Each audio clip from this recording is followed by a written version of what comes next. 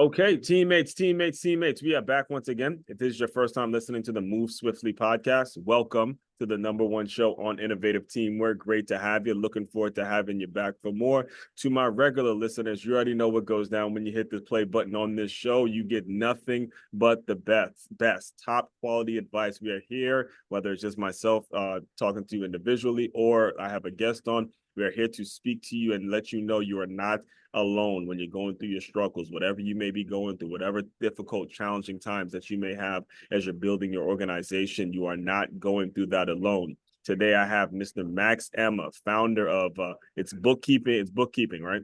Bookkeeping. It's bookkeeping. Yeah, bookkeeping. And well, before I dive too deep into his story, let me bring him on and introduce him and give you a chance to introduce yourself a little bit. Hi, Aswan. Thank you for having me. So my name is Max Sama, and I'm founder and CEO of Bookskeeping. So Bookskeeping is the bookkeeping company that provides bookkeeping services in all 50 states, mainly to other franchise brands. And a few years ago, we've started franchising our own concept, and now we're selling bookkeeping franchises throughout the United States.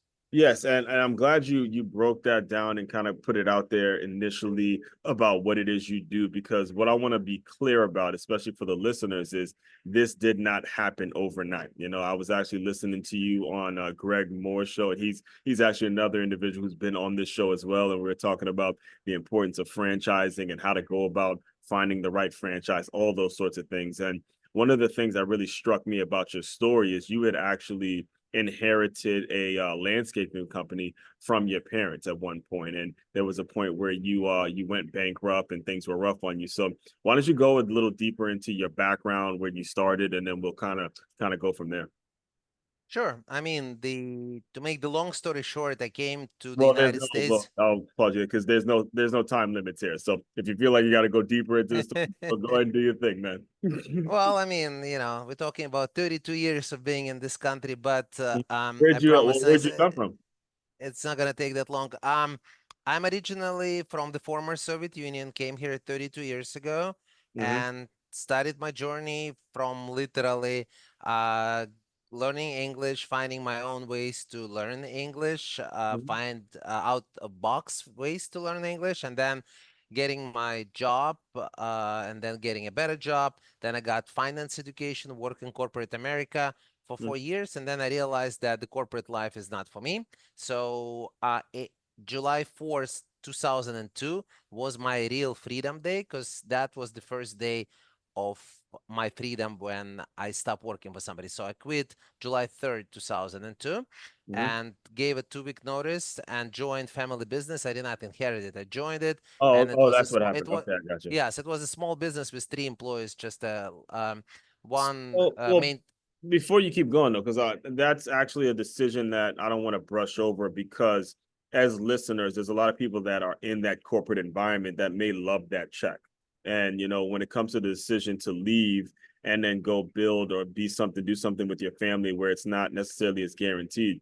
Can you talk a little bit about what went into it and how difficult it actually was, and what ultimately made it so you decided to go ahead and make the switch and put your 2 weeks in?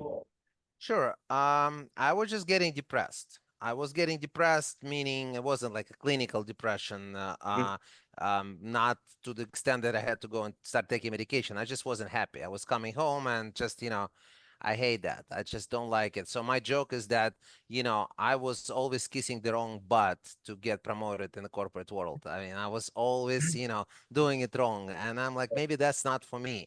Right. And so my dad had a small landscape route with 3 employees, but he came from the former Soviet Union at the age of 55 with zero English, and obviously at 55 was way harder than to learn it at 18. Hmm. So he got where he could, and that was his limit. I'm like, hey, Dad, why don't I come and see if I can take it from there? And I think we can take it to the next level. And yes, I did take a risk. I just didn't like what I had at this point. People looked at me as I was crazy, because Hmm. at this time I was working for Qualcomm, and Qualcomm, they were splitting stocks about once every 2 months. So the stock Hmm. was going bananas. We had stock options. They were gonna pay for my MBA, and I was gonna be manager. So they had like a way for me, A and lot of I'm like, no, security. that It's a this is lot of security there. yes. Yeah. For sure. And it just, I just said, no, I'm not gonna do it. That's not for me. So my decision, it just, that's not the path I'm gonna take. And I decided to go this route. And again, it's been over 22 years. I've been an entrepreneur and I love every moment of it. It has its risks, as you Right. know, a lot of risk. I mean, last time somebody gave me paycheck was over 22 years ago. Right. So when you're initially making this transition though, what were those initial days like for you? Because I know it can be a huge adjustment to maybe you're going to a place every day and you're working, putting in your 8 hours or 80 hours a week or whatever it is. And then all of a sudden it's like you're in this entrepreneurship world and it's like, look, I got to go out and get these contracts, especially when it comes to landscaping. It's a matter of making sure that you're landing bigger deals and you're not underpricing yourself and making sure you're doing all those sorts of things. So what were the early transition days like?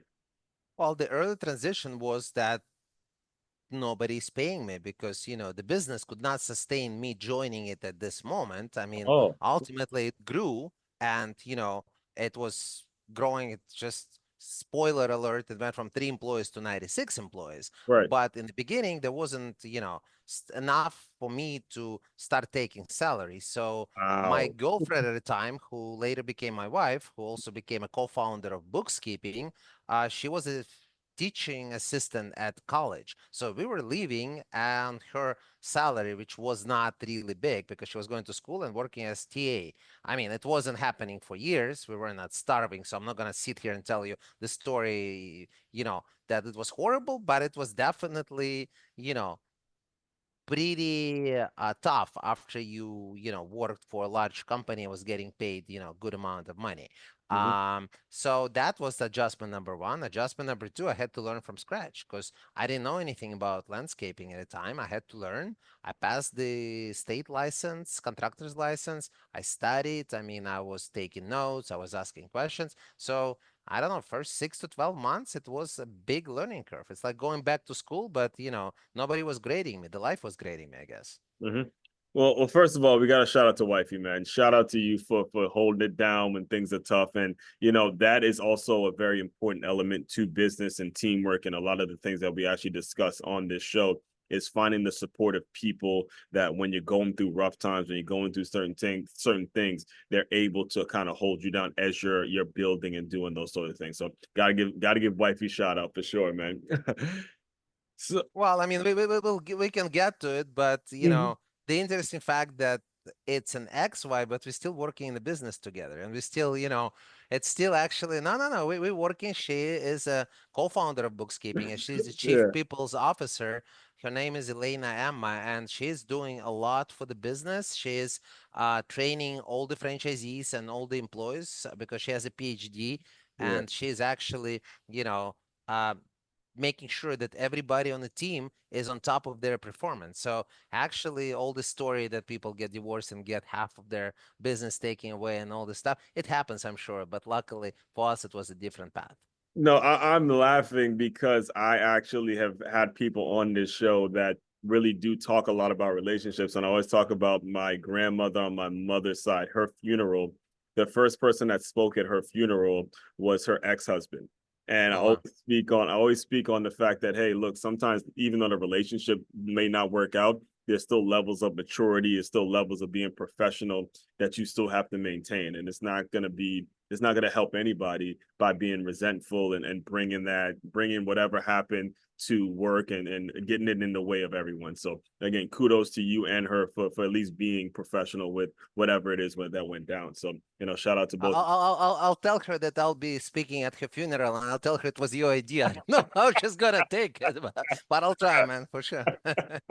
Yeah, no, I didn't mean for that to be any kind of morbid or putting I anything know, out there. I But I yeah, know. I hear I'm you. just, I'm I hear joking. you, man. Oh man. But that's again, I didn't even know that. But one of the things that kind of struck me when I was doing my research on the show was that you actually, I believe you filed for bankruptcy at one point, or there was a point where you had nothing and you had to build it back up. So, speak a little bit about that.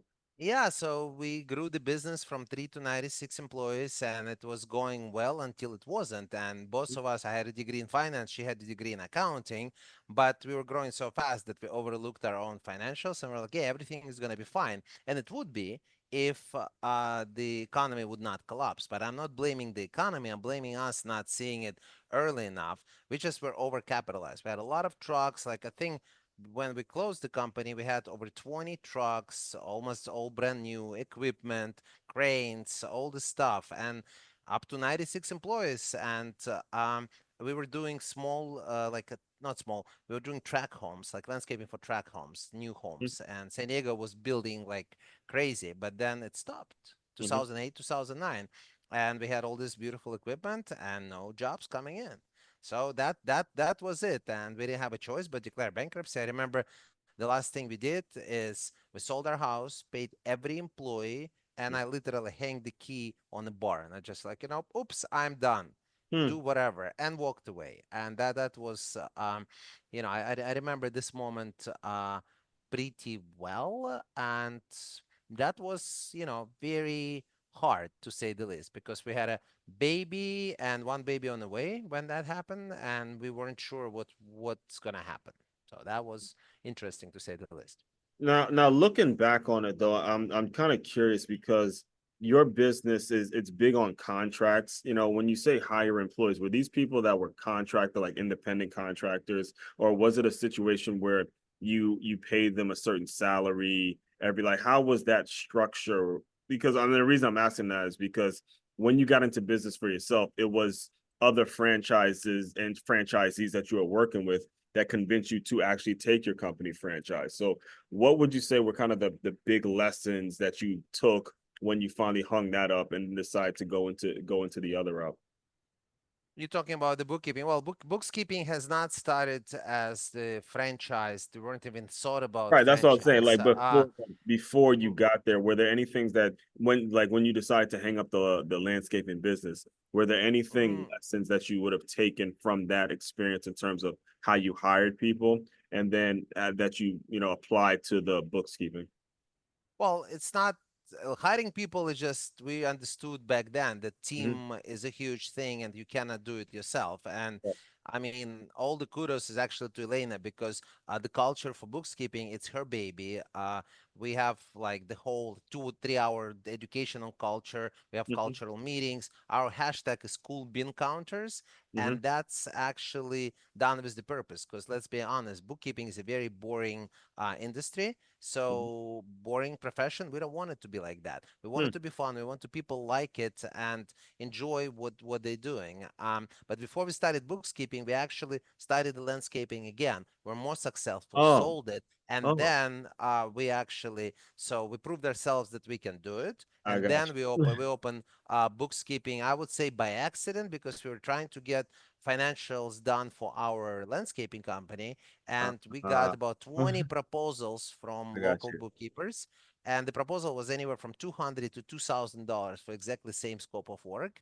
And Uh-huh. my finance education told me that, and Elena confirmed it, that it can be a gap like that. So we're like, well, maybe there is a need for uniform service. So we wrote a business plan and we started bookkeeping literally from the garage. She was doing the work, I was selling the work while still running the landscaping company until we Oh sold it. man, yeah, I didn't know. So you restarted it and you made it a success, and that's where kind of the light bulb went off, and you guys were like, okay, there's something wrong with how certain things are being done. So I guess speak on that a little bit then, because you just mentioned bookkeeping. You're right, I hear it, and it sounds kind of boring. I mean, the one financial accounting I attempted to be a business major in college, and it was the financial accounting class that had a bunch of stuff. And I'm like, look, I want to be out there selling and doing stuff. I don't want to talk about money like that.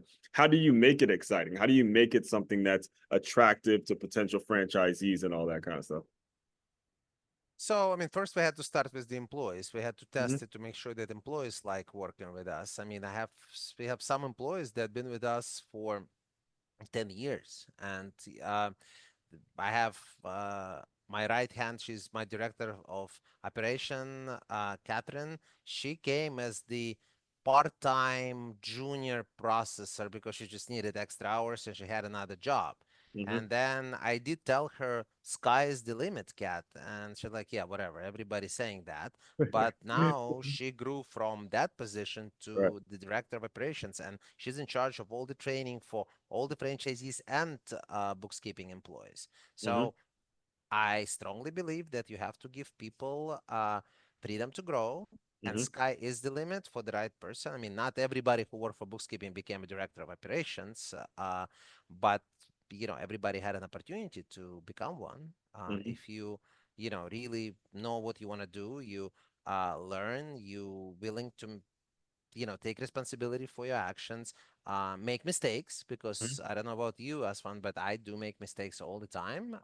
Hopefully, they're not the same mistakes all over again, even though that had to happen in my life once or twice. But Mm-hmm. most of the time, I'm learning from my mistakes. I always say that it does not happen to me, it happens for me. But Right. that's a very recent thing. Before, I was like, oh, of course, this happened. Now it's like, no, something happened. Why? What did I learn? How I can, apply it next time? Mm-hmm. That's a very common phrase over here in the Move Swiftly world. Does not happen. It's not happening to you. It's actually happening for you. And it leads me to the next thing I want to make sure we get a chance to talk about is when it comes to who you work with and how you are working with companies that are already franchised, and essentially they convinced you, as you say, to become a franchise yourself. Talk a little bit about what you were able to do for them as franchisors or franchisees. Like, how were you able to make their business more efficient? So I always say that we give the franchisees of other brands freedom, Mm, a freedom of time where they can actually go and spend time with their family, spend time on growing the business, travel, do whatever they want to do. It's unique for everybody, okay? People like doing different things, but they don't have to do the bookkeeping. Let's be honest, QuickBooks is designed for non-accountants. So really anybody can learn how to do bookkeeping. I mean, you don't have to understand taxes. You don't have to understand very complicated audits.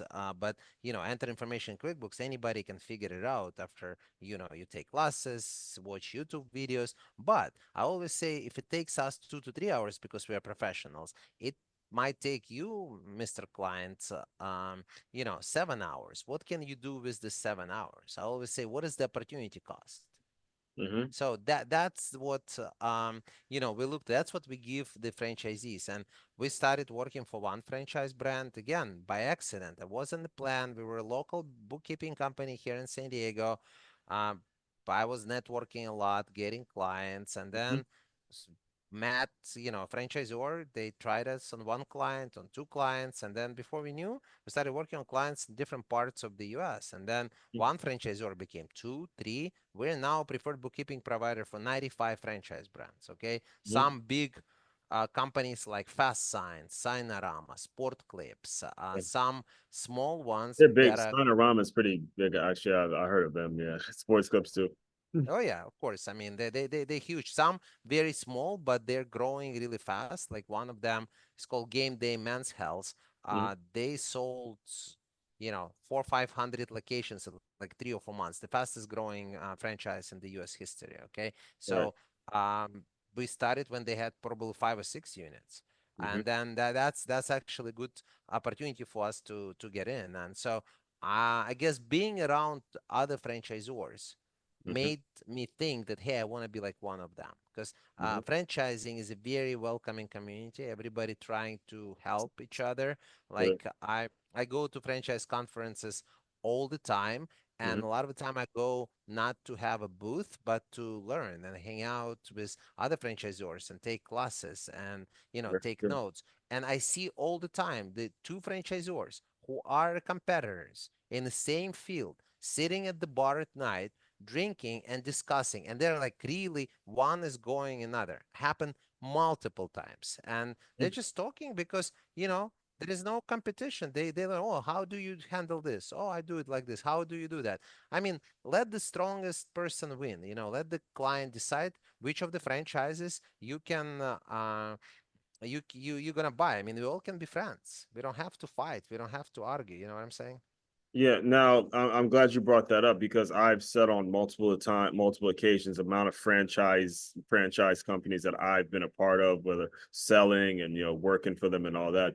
There have been franchisees that if I was the franchisor, I would not hire because I see what they do every day, and it's like, look, you're taking the company to a direction in a direction that they don't need to be taken in. So you, as someone that was able to, build this brand or build this company and turn it into a franchise, what are you like look like what's a turn off, what's something in which if you're listening in and you say, look, if you're this kind of person, don't even waste your time trying to buy in? Like, have you ever had an experience where you had to turn people away because they're not representing the company and the vision that you have? Oh, it happens all the time. At the moment of this recording, we have 11 franchisees for bookkeeping. Mm-hmm. In the next few months, we should have 14 or 15, and this number is going to grow. I know that for a fact. If we would have accepted everybody who wanted to buy, we would probably be close to 25, if not 30. Because for me, franchisees who are coming on board, they are the extension of us. So that's why when we meet with them, they think that they evaluate us. That's true, but we also evaluate them. And, when my team is talking to them, we do answer their questions, but they might not realize that after each meeting, we do get together and we discuss. And this is a safe environment. And my employees can say, you know what? I don't think this person is going to be good. Like, I don't think I'm going to work with this person, you Right. know, for next, 5, 10 years. I mean, just think about it. The franchise agreement is 10 years. So you're signing, an agreement to be in a relationship with somebody for 10 years. That's a long freaking time. Yeah. So you really have to like this person. They have to like you. You have to speak the same language. Mhm. Now, because we're talking about that, what are the things that do work for you? What are the situations in which people have come in? You said, "Man, I like this specific quality about this person, and that's someone I want represented." What are the things that they're able to bring to the table so you're able to get a deal done? Um, I think one of the very important factors is for them to be able to follow the system. Because Mm, franchising is, first of all, is a system. Are mm, we willing to learn and try new things? Absolutely. But there is a system. We can't just come and change thing because somebody feels like it and like, hey, we want to come in and do it our way. mm-hmm, Okay, you can in some cases, but if we've tried it before and it didn't work for us, I'll explain to you that, hey, we've done it, it does not work, but it's your business. If it's mm-hmm, not against the rules of the company, it's ethical, and it's not gonna kill you, try it. But a lot of the time franchisees come back to me and say, yeah, it didn't work. I'm like, well, I don't want to say I said so, but I said so. But there are sometimes when franchisees actually have great ideas and they come to us, and we actually implement that, because the mm-hmm, franchisees that we have now, they are coming from all over the place. I can tell you that we have existing bookkeepers who just were getting like a limit on how to sell. They didn't know, so they came to us and they 6x their revenue in the first 4 months being with bookkeeping. We have CPA firms who are buying bookkeeping franchise. We have several corporate America employees who didn't want to work for corporate America, same as I uh-huh. wasn't, and they just want to start their own business, but they're not necessarily accountants. I Right. mean, 2 months ago, we sold bookkeeping franchise to a 6-year NFL veteran.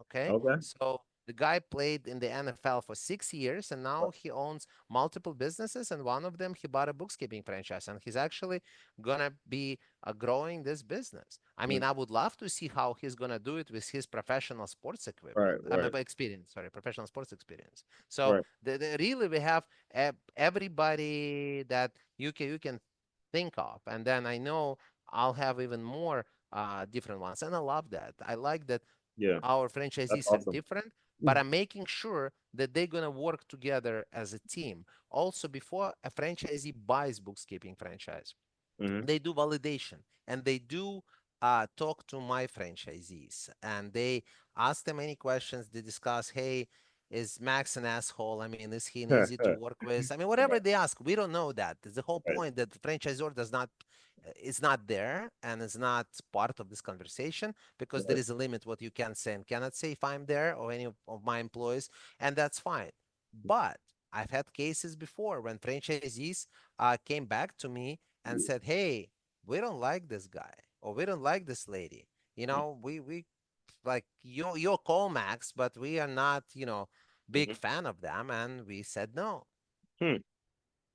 because I do trust their gut feeling because Right. they are meeting every week and at the Mhm. town hall meeting online, and then they also call each other. I want to make sure they like each other. Yes, when we get to 100 people, is all 100 people gonna match 100%? Of course not. I mean, I'm not an idiot. I do understand that. Right. But if somebody tells me I don't like this person because of that, like we had a case when somebody did not show up for the meeting they scheduled 3 or 4 times. I mean, for me, this is like a big signal that maybe we shouldn't be selling Big red franchise flag. to them. Yeah. Right. Okay.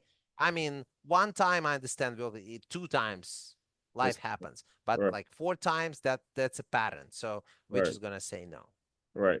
Now, what do you offer them in regards to support? Because one of the things I do actually remember when I was dealing with it was a franchise named Nine Round, and the owner would kind of always complain that the franchisors didn't support him. There was like a private Facebook group that they had, and they would vent a little bit. So if it comes to you as the person that founded everything, how do you support them when they're coming in and making sure that they know that they're going to be taken care of, and little things, small things will be kind of taken care of? Well, first and foremost, it's training. I believe the training has to be done. Yeah. So we So they have train, yeah, you guys train them before they, I got you. we have at least 3 franchisees. Yeah, I Mhm. think it's three that actually own other franchises as well. Right. And so when they were going through our training, they already had experience how training should be. Hmm. And I remember talking to one of them because the other brands he owns have, I don't know, 600-700 locations. I mean, they have training department more than the entire number of employees probably that Hmm. bookkeeping has. Right. Not that many, but you understand what I'm saying. And I told him, hey, I want to say we are, way smaller than them. So Hmm. lower your expectation because I can't provide you all the stuff that my team cannot provide you technically, financially, that the other team can. Like, yeah, yeah, don't worry about it, whatever it is. So when the end training finished, he came to me privately and said, Max, you guys were way better than I got from the system that's been around for 30 plus years. Okay. Hmm. That's just to tell you that, I guess we are doing something right because again, it's very personal. Hmm. Training is huge for us. We are not only providing the 2 weeks of training, we do provide 3 months of accounting school. We provide 6 months of sales training, and with Elena, we provide one Oh, year of executive coaching. So if you add the value, and of course, it's all at no cost to our franchisees, but if you right. add the value of these three trainings, that's more than the franchise fee we are charging. Okay. Hmm. So, because I believe their success is our success. I always tell franchisees that come in, we are business partners. You own 90% of the business, we own 10% of the business. Right. We grow together, God forbid we go down together. Hmm. Yeah, that is a key part to it too, because the training and all of this, and it's like you had said, the system is in place. So when you train people to kind of not reinvent the wheel per se, they understand that certain things have to be done. But then if there's a creativity that they may want to bring to the organization, they understand that it has to be part of the system. And when you're talking about creatives in this world and this kind of this creative economy that we have, understanding the system is so very important. So, I do want to be very respectful of your time. Can you just talk a little bit about what you got going on next, what's coming down the pipeline? Like, where do you see the business going in about 10 to 15 years? Well, if you notice, my background says main entrance franchise I consultant. saw So that. I'm seeing yes, it. I'm seeing that it. that Yeah. that Yeah. that's my next. So I'm actually CEO of three different companies, but they're all around franchising. So bookkeeping provides financials and bookkeeping for mostly for franchise brands. I mean, we do not discriminate. We work for one-off brands all over the place. So it's not like we're not going to work for somebody who is not a franchise. Okay, let's Right. be honest. Bookkeeping is bookkeeping. So Isn't it second, everyone needs selling. a big need? Yes, for sure. Everybody needs it, if you ask me. But second one is, of course, bookkeeping franchise. But then when I started doing the franchising, that was about 4 years ago, 5 years ago. The day we got approval, that's the day we went into lockdown. March 17th, 2020. That's the day we got federally approved to sell franchises. Are you Here's the serious? here, yeah, that's That just day? just my luck. Yes, here's your paper and here's the Oh, shutdown. I'm like, yeah, that's no. wonderful. That's really cool. So as you Yeah, can imagine, for yeah, the that's first year, tough. yeah, for And the then first you were year, in where were you located again? San Diego.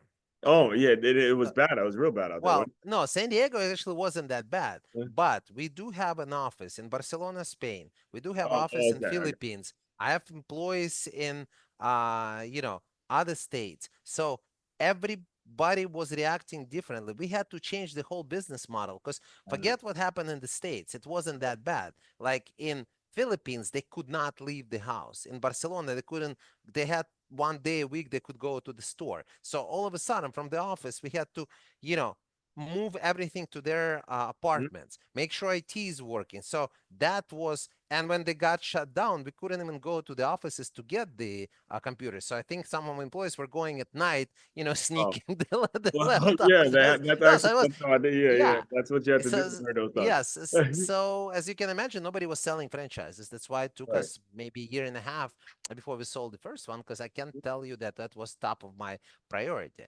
But nevertheless, when we came up with this idea, I was working very close with consultants, lawyers, marketing advisors. Um, I was part of it. And then I became certified franchise executive. I went back to school to study for it, got my Mhm. degree in franchising, got, the certification. And recently I realized, something is missing. I can help people even if they don't want to buy bookkeeping franchise. Because let's be honest, it's not for everybody. Okay. If you don't understand numbers, it's not for you. And Right. so I became a franchise broker. And now I have about 600 franchises to choose from Mhm. that I can recommend to people. And the beautiful part is that my services are completely free because we're getting paid 100% by franchisor only if somebody buys it. But Mhm. the unique of me being a franchise broker, I'll be honest with you, is the fact that some of these franchises are our clients. We're doing the bookkeeping for them, and it's not that I can share more than I'm allowed to, Right. but the fact that I have the phone numbers of CEOs of a lot of these brands on my speed dial, that's Mhm. huge because, it's not that they're going to give any discount to my candidates, but it's a little bit different when hey, I have a really good candidate for you. So I don't go necessarily through the sales channels, but Mhm. I'm going through, directly to the decision maker, which Mhm. is great. I mean, so now main entrance it was designed for exactly that. So we're helping people to really get their dream and achieve their dream as fast as possible, Right. even if it doesn't mean for them to buy a bookkeeping franchise. Of course I want them to buy bookkeeping because that's my goal. My goal is to have 100 franchises sold, Right. operational, and be a successful large franchise brand. But Mhm. if I can help somebody to own like a mosquito spraying business Yeah. or whatever it is, a restaurant, I'll be more than happy to help. Man, listen, know your numbers, guys. Know your numbers. If there's anything that I've picked up just by listening to him and what you should be really taking away is number one, know your numbers, know your goal. Like you had it clear.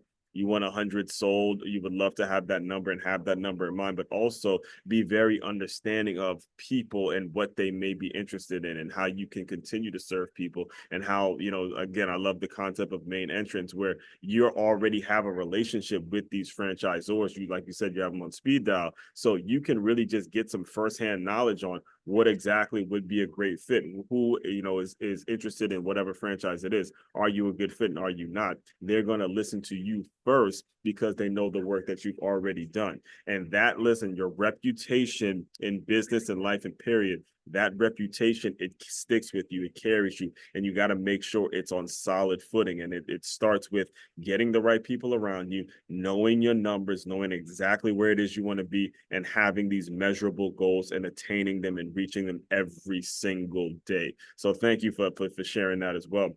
How can people get in touch with you? You know, if they want to reach out, if they want to hear more, go ahead and put that stuff out there as well. So I've tried to make it as easy as possible. They have to remember one website versus remembering main entrance and bookkeeping franchise. One easy website, franchisewithmax.com. Because really, Franchisewithmax.com. franchisewithmax.com, all three of the companies, whether you like it or not, whether you like my heavy Russian accent or not, you're stuck with me, okay? Because they're my babies and I'm responsible for the babies. Yes, I have team and I wouldn't be able to do it. I have team in each of the businesses, but nevertheless, I'm there, okay? So franchise with Max, and then you can choose, hey, I want to buy a franchise, or I want to look at bookkeeping franchises, or I need bookkeeping for my business. So they can get to all three companies from this one website, franchisewithmax.com. That's awesome. That's awesome. It's all in one stop shop to figure out exactly what direction you want to go. So appreciate you coming on. So the final thing I do to close out all the shows, Max, is I want you to use your imagination a little bit. You are back in the landscaping days. You've officially gone bankrupt. I want you to pretend that feeling of actually having to leave your keys, I believe you said, at a fence, and you had absolutely nothing. Pretend that version of Max has come into the Zoom room. Give him some words of encouragement, and we will officially close. Wow, that's tough. I remember that.